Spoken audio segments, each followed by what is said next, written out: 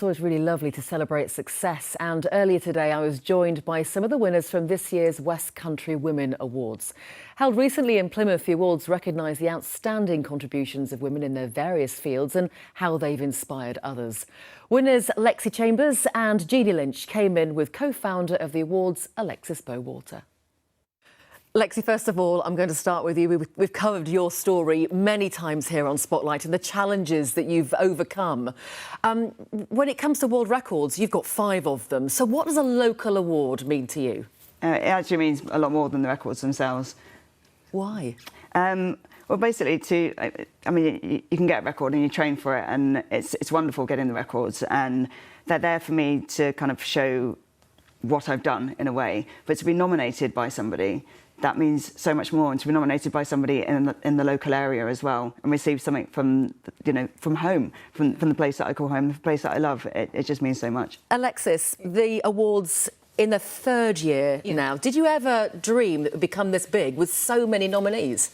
You know, we're knocking on the door of 4,000 women across the West Country who have been nominated for West Country Women Awards over the last 3 years, which is a phenomenal outcome because I know that we've got the winners here, and that's amazing. We had 17 winners on Thursday night.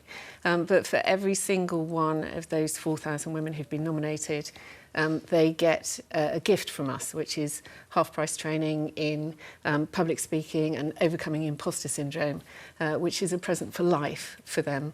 So those who've been nominated and who will be nominated will always get that. And what's the night like, being surrounded by all those people, you know, from home turf, really? It must be amazing. It was probably stepping through the door was one of the kind of most joyous experiences I've had for a long time.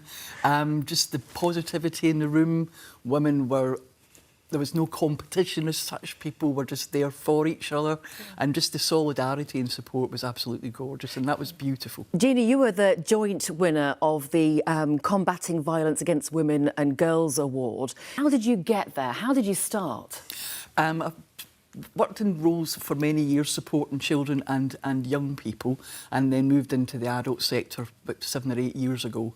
I think for me one of the key things about winning this award is that it wouldn't have happened really in terms of where I've got to during that period were it not for the collaborative work that goes on. It's not just I work in an organisation called CoLab in Exeter, which is a health and wellbeing centre made up of about 30 agencies. We provide the women's offer, and that's particularly to women who find it really difficult to access support, who have experienced homelessness, trauma, domestic abuse and sexual violence, and the minute that they come through the door, they can build a trusting relationship. They don't have to keep going from pillar to post. And through the team that I work with and all our other partners, we're just able to make it a far less traumatic experience and really improve access. Funding can be a real issue for organisations at the moment. How are you doing in that score? We're very lucky at the moment in terms of we've just managed to secure some funding for the next five years or so. That's going to be publicly announced in January. But yes, that's through an alliance of partners. Lexi, what about you? Your next challenge? There's got to be one. Yeah, I've actually got a list of about 10 that keeps growing, but we're currently sort of prepping for the next 2. The first one is to follow the trajectory of the next Women's Rugby World Cup. So starting in Sunderland, I'll be wheeling in between each venue, and then I'm also planning for the biggest challenge yet, which will be to wheel the whole west coast of America. Wow. So which is almost 5,000 kilometres in total. Incredible. What keeps you going? Inspiration from other women, basically. So for me, it's women's rugby and other women in sport.